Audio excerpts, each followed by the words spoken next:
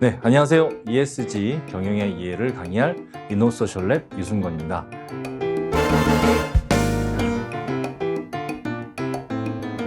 ESG 경영의 이해 첫 번째 시간입니다. ESG 경영의 개념과 맥락의 이해를 알아보도록 하겠습니다.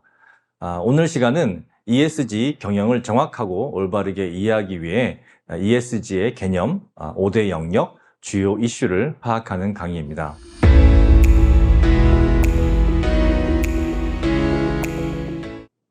첫 번째, ESG 경영의 개념을 알아보도록 하겠습니다. 무엇이든지 큰 그림을 알면 방향을 잃지 않는 법이죠. 그래서 ESG 경영의 정의를 먼저 알아보도록 하겠습니다.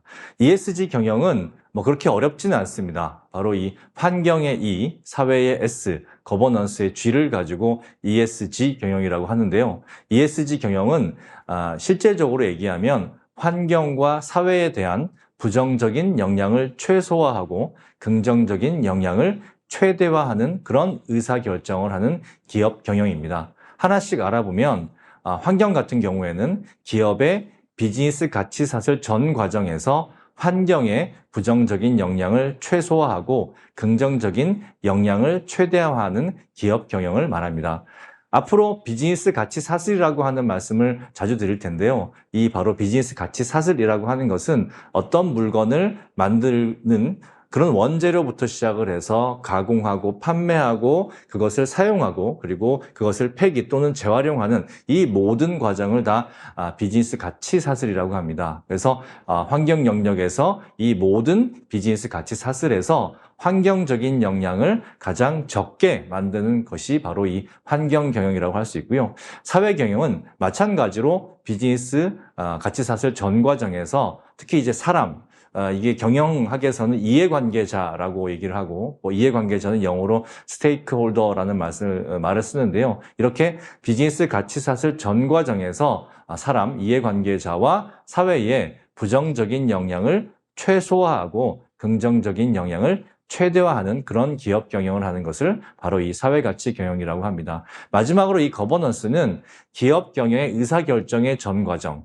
의사결정이라고 하면 물론 주주총회라든지 아니면 이사회도 있고 아니면 CEO나 대표 임원들이 하는 의사결정도 있지만 비즈니스 현장에서 실무자들이 하는 의사결정도 있죠. 그래서 이 거버넌스라고 하는 것은 기업 경영을 하는 모든 의사결정에서 환경과 사회에 미치는 부정적인 영향을 최소화하고 긍정적인 영향을 최대화하는 그런 것을 바로 이 거버넌스, 올바른 거버넌스라고 합니다. 그래서 쉽게 얘기하면 기업 경영에서 돈도 버는 것도 중요하지만 이런 재무적 수익을 올리는 것도 중요하지만 우리 기업이 위치한 환경과 사회에 악영향을 끼치면 안 된다라고 하는 것이 바로 ESG 경영이라고 할 수 있습니다. 그러면 ESG 관련 용어들이 좀 있습니다. 보통 우리가 기업사회공헌 이렇게 얘기하는데 기업사회공헌은 이 코퍼레이트 필란스로피라고 얘기를 하는데요. 바로 이 비즈니스 밸류 체인, 방금 전에 말씀드렸던 제품과 서비스를 만드는 과정, 그리고 제품 자체인 이런 프로덕트, 그리고 제품을 통해서 얻은 이익, 프라핏이 있는데 이걸 이제 3P라고 하거든요. 근데 3P 중에 바로 이 이익을 가지고 자원 또는 임직원 봉사활동으로 사회 공동체의 삶에 개선하는 활동, 이런 것들을 보통 이제 기업사회공헌이라고 얘기를 합니다. 미국이나 유럽에서는 기업공익활동이라고 하는 말도 많이 쓰입니다. 그리고 CSR, 우리나라에서는 보통 CSR 하면 언론이나 많은 책에서 기업사회공헌이다 이렇게 얘기를 하고 있는데 그건 좀 잘못된 해석이고요. 실제로는 Corporate Social Responsibility라고 해서 기업의 사회적 책임이라고 얘기를 하고 이것이 바로 ESG의 가장 기본적인 바탕이 되는 그런 개념입니다. 그래서 비즈니스 가치사슬 전 과정에서 모든 이해관계자에게 경제적인, 법적인, 윤리적인, 사회적인, 환경적인 그리고 기업사회공헌을 포함한 공익적 책임을 지는 것을 CSR이라고 하고요. 혹시 CSV라고 하는 얘기를 들어보셨는지 모르겠습니다. 바로 이 CSV는 영어로 Creating Shared Value라고 해서 공유가치 창출이라고 얘기하는데 이게 사회나 환경 문제가 점점 더 심각해지니까 그 문제 자체를 해결함과 동시에 이익도 창출하는 어떤 새로운 비즈니스 혁신 전략 또는 새로운 비즈니스 모델을 이 CSV, 공유가치 창출 전략이라고 얘기합니다. 그래서 이런 것들이 연관되어서 결국은 기업이 어떤 것을 지향해야 되느냐, 지속 가능 경영, 이것을 Sustainable Management라고 해서 SM이라고 얘기하는데요. 기업이 기업 자체의 지속 가능성과, 그러니까 기업도 망하지 않고 오랫동안 지속해서 경영을 해야 되지만 동시에, 여기서 동시에라고 하는 말이 되게 중요합니다. 그래서 동시에 지구 환경과 사회 공동체, 즉 E와 S의 지속 가능성도 향상시키는 이런 의사결정을 하는 경영을 바로 이 지속가능 경영이라고 얘기하죠. 그러면 앞에서 얘기한 ESG와 지속가능 경영은 같은 개념이 아니냐라고 말씀하실 수 있는데 네, 틀린 말은 아닙니다. 그래서 ESG 관련 용어의 상호관계를 아는 것이 되게 중요한데요. 실제 ESG라고 하는 말은 우리나라에서 이 지속가능 경영이나 CSR과 이 유사한 개념으로 사용되지만 이 유럽이나 미국에서는 ESG는 금융 투자업계에서 많이 하는 보통 이제 저희가 업계 전문 용어라고 얘기를 하죠. 그래서 업계 전문 용어로서 ESG가 많이 사용되는 거고요. 그래서 결과적으로는 ESG를 잘한다라고 하는 것은 지속가능 경영을 잘한다는 것이고 지속가능 경영을 잘한다라고 하는 것은 CSR을 잘한다 이렇게 연관되어 있습니다. 그래서 ESG를 어떻게 하면 잘할 수 있나요? 그러면 뭐 CSR을 잘하면 됩니다라고 얘기를 해도 틀린 말은 아니다. 그리고 지속가능 경영을 잘하면 ESG에 대한 평가, 투자도 잘 받을 수 있다. 라고 얘기하는 것은 틀린 말이 아니라 이렇게 연관성이 있는 말이다라고 보시면 됩니다. 보통 이제 ESG 열차 모델이라고 얘기를 하는데요. 바로 이 투자 관점에서 보면 자, 투자하는 기관들은 은행이나 뭐 투자 기관들 같은 경우에는 어떤 그 기업에다 투자를 하겠습니까? 앞으로 오랫동안 잘 운영되고 수익을 꾸준히 창출하는 그런 기업들을 원하겠죠. 그래서 이제 열차 모델이라고 하는데요. 기업이라는 기차가 탈선하지 않고 오래도록 안정적으로 운행하려면 어떻게 하면 될까요? 라고 했을 때 바로 이 기차라고 하는 것은 이 레일을 달리지 않습니까? 또 그 레일은 어떤 기반 위에 놓여져 있고 그래서 이 기업이라고 하는 기차가 달리는 레일 이 양쪽 레일을 한쪽은 비즈니스 가치사슬, 한쪽은 이해관계자. 아까 이제 CSR 그 개념에서 배우셨는데 이렇게 비즈니스 가치사슬과 이해관계자를 안정적으로 관리하고 그 레일이 놓여져 있는 사회, 지구 환경 또한 해치지 않는 이런 경영을 하는 것을 바로 이 ESG 또는 지속가능 경영이라고 얘기를 합니다.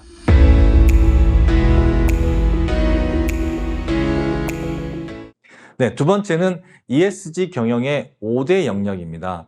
ESG 경영은 좀 보다 입체적으로 이해를 해야 되는데요. 바로 이 ESG 5대 영역은 지속가능성, 장기투자, 국제규범, 거래, CSR 이렇게 5가지 영역으로 나눕니다. 이것만 알아도 ESG에 대해서 어지간한 전문가 정도의 수준이 될 수 있다고 할 수 있는데요. 하나씩 알아보도록 하겠습니다. 먼저 ESG 5대 영역에서 바로 가운데의 가장 중요한 핵심에 해당하는 것이 지속가능성에 대한 불안입니다. 이 지속가능성에 대한 불안이 ESG를 중요하게 만듭니다. 만일 여러분이 생각을 해보십시오. 이 지구가 앞으로 천년 만년 굉장히 자원도 많고 그리고 인구가 아무리 늘어나도 자원이 풍부해서 그리고 지구가 충분히 넓어서 이것이 인구가 늘어나는 것만큼 다 감당할 수 있다라고 하면 참 좋겠는데 그렇지가 않은 거죠. 지구라는 것은 굉장히 제한된 공간이고 그 안에 인구가 계속 늘어난다라고 하면 많은 자원과 많은 폐기물들이 쌓일 것이다. 이런 이제 관측을 이미 이제 1960년대부터 한 것이죠. 그래서 1960년대에 미국과 유럽에서 이런 대량 생산, 대량 소비가 환경에 미치는 악영향을 시민들이 깨닫기 시작했습니다. 그리고 1970년대에 이르러 여러분 이 역사책에서 보면 아시겠지만 오일 쇼크라고 하는 그래서 기름이라고 하는 것이 석유라고 하는 것이 무한정한 자원이 아니고 이게 언젠가는 고갈될 자원이구나라고 하는 것을 깨닫게 된 사건이 바로 이제 오일 쇼크라고 하는 것이고요. 그 다음에 이제 식량 안보, 식량도 부족할 수 있겠구나라고 하는 식량 안보의 이슈가 발생합니다. 그래서 인류의 지속 가능성에 대한 불안이 본격 제기되었는데요. 여기 보면 성장의 한계라고 하는 당시에 가장 이 컴퓨터 시스템이 좋았던 MIT 공대에서 UN과 함께 발표한 이 보고서가 있는데요. 그 보고서에 보면 바로 이 인류가 계속 이런 식으로 인구가 성장하고 인구가 늘어나고 그다음에 자원을 많이 쓰게 되면 2030년쯤 되면 인류가 성장을 멈추고 이제는 서서히 인류의 어떤 소멸의 길을 갈 것이다라고 하는 보고서가 나옵니다. 물론 이 보고서를 보고 당시에는 이건 과학자들의 망상이다. 그냥 컴퓨터가 만들어낸 그런 어떤 공상과학 소설이다. 라는 정도로 반응을 했지만 유엔이나 아니면 이런 과학자들은 통계상으로 보면 이 부분이 맞을 수밖에 없기 때문에 이렇게 갈 것이다 라고 하는 이야기가 점점 글로벌 이슈화가 됐고요. 더더군다나 시간이 이제 지났잖아요. 시간이 지나니까 이러한 데이터들이 점점 더 그때 예상한 것들이 맞아떨어지고 있다라고 지금 가고 있는 상황입니다. 이렇게 지속 가능성에 대한 불안이 제기되니까 가장 먼저 움직이는 곳은 어디일까요? 장기 투자가 움직이기 시작합니다. 이 장기 투자는 장기적으로 안정적인 기업을 찾아야 하는 상황인데요. 특히 연기금, 여러분들이 이제 국민연금을 앞으로 낼 텐데 이제 국민연금을 내게 되면 그 국민연금들이 계속 어떻게 돼요? 국민연금은 30년, 40년 후에 받아야 되는 연기금들이니까 이것이 장기적인 안정성이 굉장히 중요한 거죠. 그래서 1990년대에 유럽에서 어떤 이 연기금이라든지 또 나라의 어떤 국부 펀드 그리고 공적 자금 이런 유엔이라든지 EU의 이런 막대한 공적 자금들이 있잖아요. 이런 공적 자금 같은 경우에는 단기적인 수익성보다는 장기적인 안정성 그리고 이게 나라의 돈, 세금과 같은 돈이기 때문에 공익성이 매우 중요한 투자잖아요. 그래서 이 SI 투자라고 해서 Sustainable Investment라고 하는 SI 투자를 시작했습니다. 그리고 나서 이 SI 투자가 1910년대에 전 세계에 어떤 환경과 사회의 지속 가능성 이슈. 이대로는 지구온난화 때문에 사람들이 오래 못 살겠는데 또는 이 식량 부족 문제라든지 이 에너지 부족 문제가 심각해짐에 따라서 방금 전에 설명했던 ESG 열차 모델에 따른 장기 안정성을 중요시 여기는 투자가 급격히 확대가 되었습니다. 스위스에서 전 세계적으로 이 장기 투자를 가장 잘한다라고 하는 이 스위스의 UBS 은행 같은 경우는 이미 2016년에 전체 투자 금액의 35%를 이 SI 투자를 했는데요. 근데 이게 개인 투자가 아니라 기관 투자라 보면 즉 개인이 아니라 정말 이 연금과 같은 기관 투자 입장에서 보면 전체의 35%가 아니라 이미 70%까지가 이런 장기적인 안정성을 보고 투자를 하기 시작했고요. 그리고 도이치방크, 여러분 잘 아시는 독일의 대표적인 은행인 도이치방크 같은 경우도 이 ESG 투자 자산 규모를 앞으로 2020년에는 40조 달러 정도이지만 향후에 2030년 이후에는 130조 달러까지 갈 것이다 라고 하는 부분들입니다. 바로 이게 지속 가능성에 대한 불안 때문에 이루어진 투자라고 할 수 있는 거죠. 그리고 ESG의 5대 영역은 투자에서 바로 국제 규범으로 넘어갑니다. 유엔이나 EU와 같은 국제기구는 인류 공동체의 지속 가능성을 살펴야 하는 의무가 있는 거죠. 그래서 유엔은 이미 1946년부터 인권선언이라든지 이후에 리우 환경협약, 교토선언, UN PRI, 파리 기후협약, 또 지속가능 발전 목표 등 이런 등등등을 유엔에서 발표를 했고요. 그다음에 EU 같은 경우는 93년에 설립이 되어서 지속가능 금융의 원칙이라든지 비재무 정보 공개법이라든지 EU의 그린딜이라든지 탄소 국경 조정세 같은 아주 실질적으로 EU의 지속 가능성을 높이기 위한 어떤 굉장히 타이트한 그런 어떤 규제나 법들을 많이 만들어내고 있습니다. 우리 OECD, 1961년에 설립된 OECD 같은 경우에도 다국적 기업 가이드라인이라든지 인권 실사 원칙이라든지 공급망 관리 원칙 등등을 발표해서 이렇게 인류의 지속 가능성을 유지하기 위한 국제 규범과 규제들이 이미 많이 나와 있다라고 하는 것이고요. 투자 측에서는 특히 우리나라의 현재의 ESG를 이렇게 큰 이슈로 만든 것은 거슬러 올라가면 2006년에 UN PRI라고 할 수 있는데요. UN이 이제 기업들이 환경과 사회의 문제를 많이 일으키는데 이 환경과 사회의 문제를 어떻게 하면 막을 수 있을까 고민을 하다가 당시에 유엔의 코피 아난 사무총장님께서 이거 기업에게 투자를 하는 투자사들이 보다 책임 있는 환경과 사회에 대한 책임 있는 그런 기업들한테 먼저 투자를 하게 된다라고 하면 그러면 좀 더 나아지지 않을까라고 해서 PRI라고 해서 Principles for Responsible Investment라고 해서 이 책임 투자에 대한 원칙을 만들어냈습니다. 그 원칙이 바로 1, 2, 3, 4, 5, 6 이 6가지 원칙이고요. ESG 이슈를 투자 분석과 의사결정에 통합한다라고 이렇게 원칙을 세웠는데 이것이 세계적인 투자 회사인 뭐 블랙록, 그다음에 모건 스탠리, 그다음에 아메리칸 뱅크, 뭐 HSBC, UBS 이런 글로벌 주요 연기금 투자사, 은행 등이 4천여 개가 참여했고요. 뭐 우리나라 같은 경우도 국민연금이 2009년에 가입을 했습니다. 근데 이 2009년에 가입한 이후에 UNPRI의 회원들이 준비 기간, 한 10여 년의 준비 기간을 거쳐서 2020년부터 이렇게 ESG 투자를 본격 실행하기로 했고요. 그것에 따라서 우리나라도 2020년에 국민연금이 ESG 투자 발표를 하게 됩니다. 그래서 2020년에 11월에 2022년부터 국민연금의 운용기금을 50% 정도를 ESG에 투자하겠다라고 하는데, 이 50%는 전 세계의 국민연금과 같은 이런 공적 연금의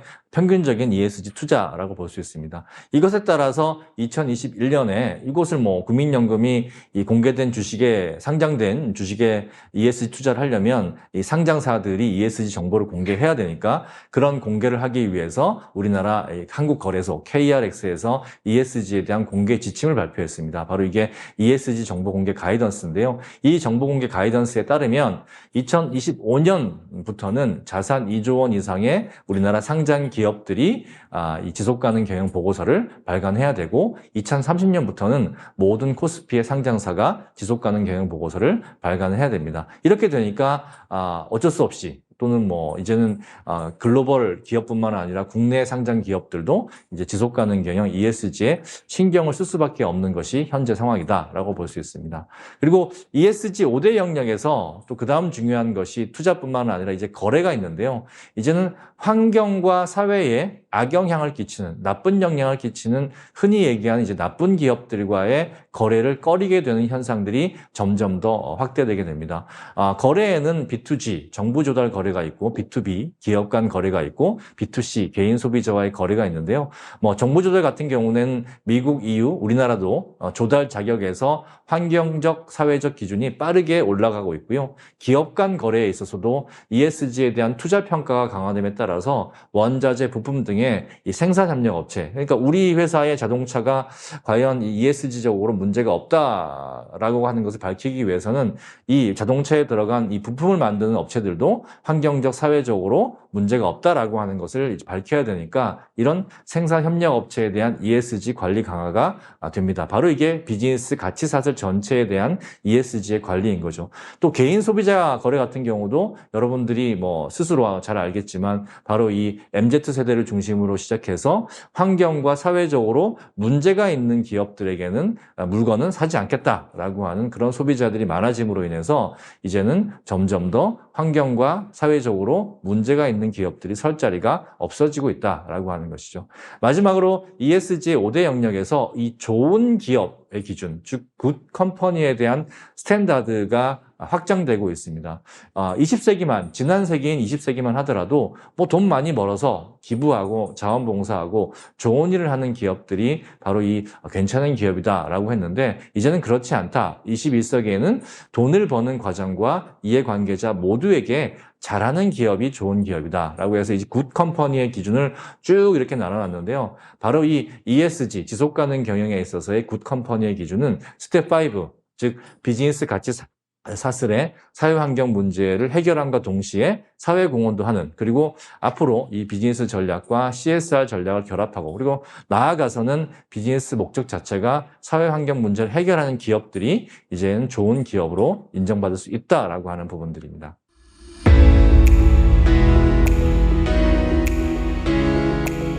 네, 세 번째는 ESG 주요 이슈를 알아보는 시간입니다. 뭐 이슈를 알면 어떻게 해야 될지 방법이 보이겠죠.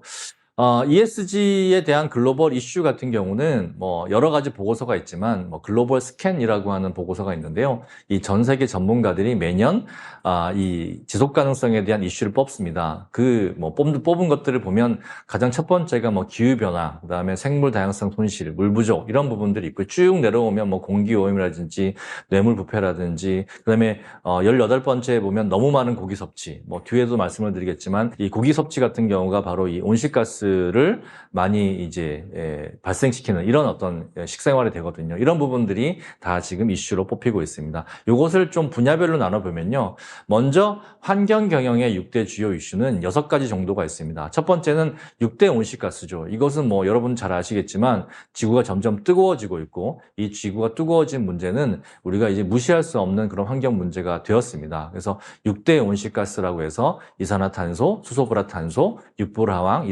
아산화질소, 과불화탄소, 메탄 등에 대한 이 온실가스를 어떻게 우리가 줄이느냐 이게 가장 환경에서 가장 큰 이슈고요. 실제 유럽이나 미국에서는 ESG에 대한 이슈보다는 바로 이 GHG에 대한 이슈가 가장 큰 지금 기업 경영의 이슈라고 할 수 있습니다. 근데 이 중에서 가장 이제 양적으로 많은 것이 이산화탄소인데요. 그 이산화탄소를 줄이기 위한 가장 좋은 방법은 바로 이 화석연료를 덜 사용하는 것인데 이 화석연료를 덜 사용하기 위해서 두 번째 이슈, 친환경 에너지를 사용해야 된다라고 하는 이슈가 있고요. 세 번째는 이 쓰레기, 폐기물이라고 하는 것 자체가 그것을 생산해내고 폐기하는 과정에서 또 많은 이런 어떤 온실가스 또는 환경 문제가 발생하기 때문에 그래서 폐기물을 절감하고 이것을 한 번 사용한 자원을 되돌려서 사용하는 이걸 순환 비즈니스라고 얘기하는데요. 이 순환 비즈니스가 환경 경영의 중요한 이슈고 네 번째가 물 절약, 물 부족. 물 부족하다는 얘기는 많이 들으셨을 겁니다. 그래서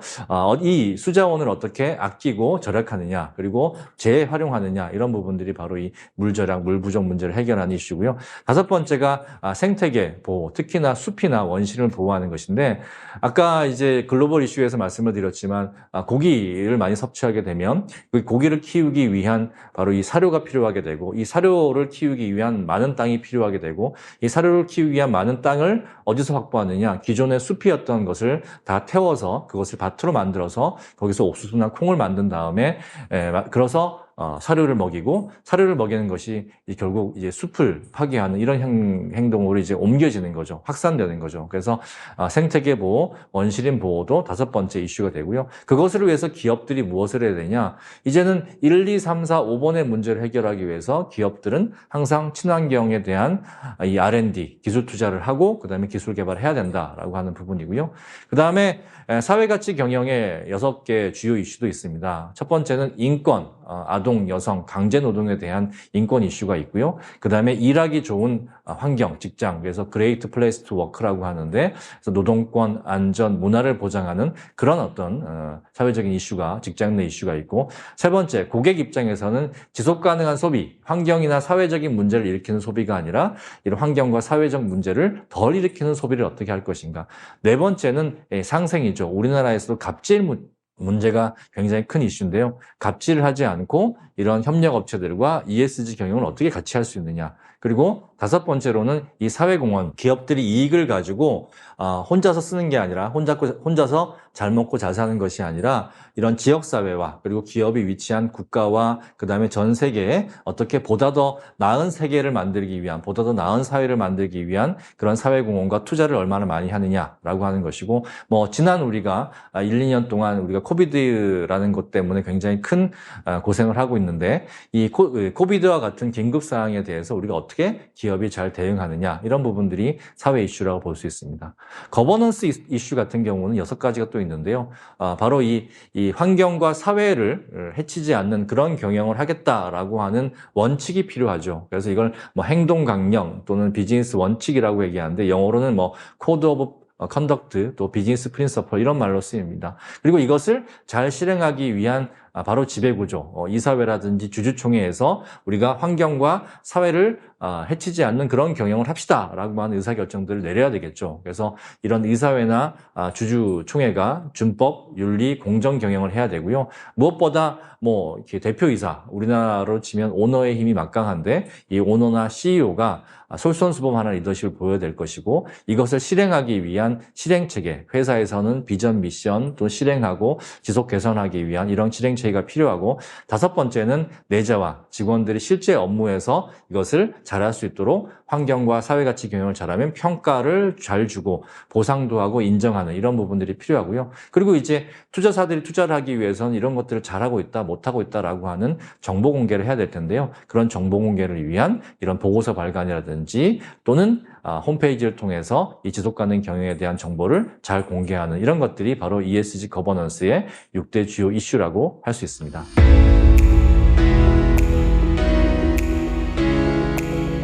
첫 번째 강의를 요약 정리하도록 하겠습니다. ESG의 개념, 맥락, 이슈의 이유였는데요. ESG 경영의 개념은 바로 환경, E, 사회, S에 대한 부정적인 영향을 최소화하고 긍정적인 영향을 최대화하는 그런 의사결정을 하는 기업 경영이라고 말씀을 드렸습니다. 이 ESG는 CSR, 기업의 사회적 책임과 지속가능 경영, 서스테이너블 매니지먼트와 연관해서 이해해야 된다라고 하는 말씀을 드렸고요. 이렇게 ESG 경영의 5대 영역은 1970년대에 시작된 지속가능성에 대한 불안이 장기 투자, 국제규범, 법 규제, 거래, 그리고 좋은 기업의 범위 등에 영향을 미치고 있다. 그래서 ESG는 한 분야가 아니라 다양한 분야, 최소한 5개 분야에서는 이해를 해야 된다라고 하는 말씀이고요. 마지막으로 ESG 경영의 주요 이슈는 환경과 사회의 문제가 해소되지 않고 점점 더 심각해지고 있는 상황이기 때문에 이렇게 점점 더 환경과 사회적인 문제가 심각해지면